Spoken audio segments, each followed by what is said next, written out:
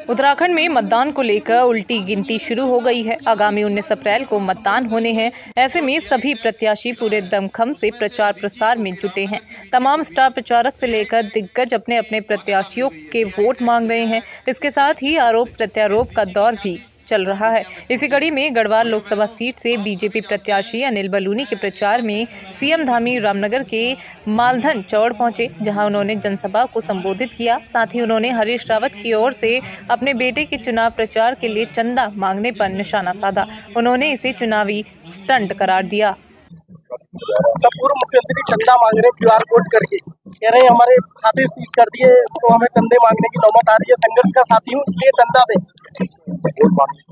CM Dhami ने कहा कि कांग्रेस ने जो घोषणा पत्र जारी किया है उसमें उनके द्वारा मुस्लिम पर्सनल लॉ की बात को आगे बढ़ाने की बात कही है।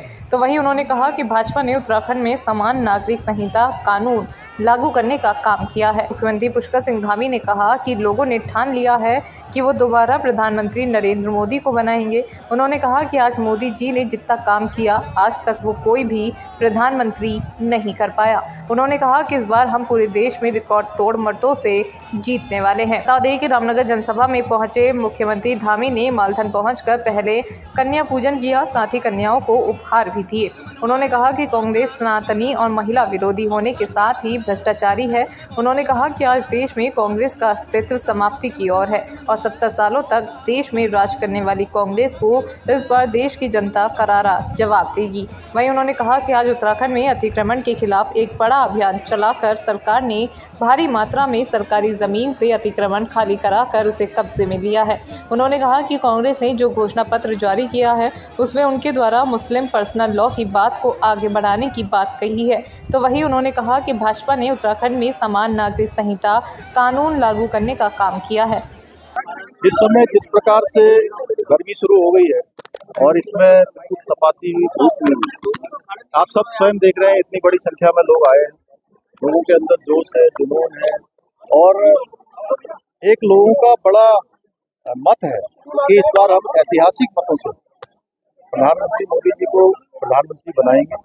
और रामनगर के लोगों ने पिछली बार भी बड़े मतों से इस क्षेत्र से लोकसभा की सीट जिताई थी और इस बार अनिल बलूनी जी को भारी मतों से जिताएंगे और ऐतिहासिक होगा और 5 सीटें लोकसभा की भारतीय जनता पार्टी जीतेगी। हम एक तरफ समान नागरिक संहिता की बात कर रहे हैं। देवभूमि उत्तराखंड में हमने उसका विधेयक पारित भी कर दिया, राष्ट्रपति महोदय ने भी हमको मंजूरी दे दी। और जब कांग्रेस का घोषणा पत्र आया तो उस घोषणा पत्र में उन्होंने कहा कि मुस्लिम पर्सनल लॉ जो बात कह रहा है उस बात को जो है वो लोग आगे बढ़ाएं। वहीं भाजपा प्रत्याशी अनिल बलूनी ने भी जनता से अपने पक्ष में मतदान करने की अपील करते हुए केंद्र और राज्य सरकार की योजनाओं की जानकारी दी। उन्होंने कहा कि विपक्ष के लोग जनता को जाकर सरकार को बदनाम करने की कोशिश कर रहे हैं। उन्होंने कहा कि भगवान राम का विरोध करने वाले लोग आज वन ग्रामों में बैठे लोगों को उलझाने की बात कहकर सरकार को बदनाम कर रहे हैं। उन्होंने कहा कि वन ग्रामों में रहने वाले लोगों को उजाड़ा नहीं जाएगा, बल्कि ऐसे गाँव को विनियमितीकरण पर उन्हें राजस्व गाँव बनाया जाएगा। और अब यहाँ मैं रामनगर में देख रहा हूँ, ये कह रहे हैं कि वन ग्राम खत्म कर देंगे, कभी कुछ कह रहे हैं, कभी कुछ कह रहे हैं। मैं यहाँ मालधन के लोगों को विश्वास दिलाता हूँ, मैं भगवान राम की शपथ खा के आप लोगों को विश्वास दिला के जाता हूँ कि जितने वन ग्राम है, जितने जंगल की जगह में रहने वाले हैं, उनके अधिकारों पे कोई हाथ नहीं लगा सकता है, उनके अधिकारों पे कोई हाथ नहीं लगा सकता है। और ये जितने जंगल के जितने वन्य ग्राम है इनको नियमितीकरण का हम और पुष्कर जी मिलके आप लोगों के लिए गांव का नियमितीकरण और राजस्व ग्राम बनाने का काम करेंगे। पुष्कर धामी जिंदाबाद।